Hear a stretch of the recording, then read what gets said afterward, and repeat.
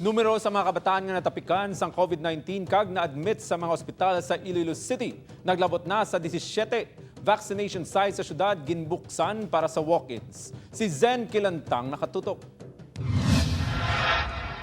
Gincriminate na ang 12 anyos nga bata nga residente sa barangay Balabago Haro kagabi matapos nga ginbawian sang kabuhi kag nagpositibo sa COVID-19. Suno kay punong barangay Felix Arañador, subong nga adlaw ang schedule sang pamilya sang bata para ipaidalom sa RT-PCR test. Pag positibo niya ang quarantine, that's why ganyan ang sulawat. Kasi sa kapon yung sugi, yung mga facilities, yung certificate, hindi sila kanin sa balay. Kaya sila, kaya mangyadahan na ganyan.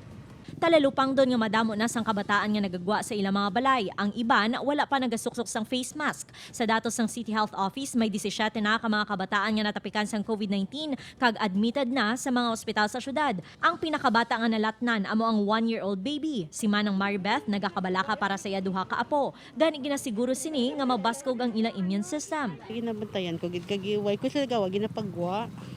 Tapos, ginapainom ko lang sa mga vitamins nga daw bang kontra sa COVID.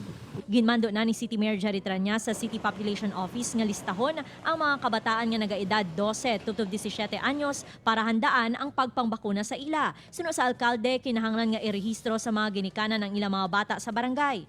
Nakita ta sa Europe, sa US, na pakuna na sila.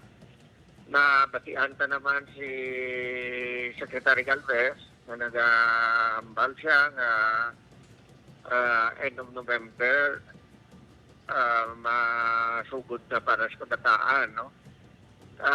Assuming nga may sufficient makita nga mga bakuna na mapakal ang ato national government, maybe it's really about time that we start already preparing for that. Subong nga adlaw, ginbuksan sang syudad ang 5 ka vaccination center sa mga walk-ins. Ilabi na nga magamay na lang ang nagapabakuna. Bisan nga wala sang vaccination ticket, ginaakomodar sang city government. Kinahanglan lang nga magdala sang valid ID. Ginanunsyo sang alkalde nga kada semana may isa ka adlaw nga pahanugutan ang mga individual nga magpa-vaccine bisan pa nga wala naka-pre-register kag hindi residente sang Iloilo City. Upod kay Marvin Lauderes, Zen Kilantang, One Western Visayas.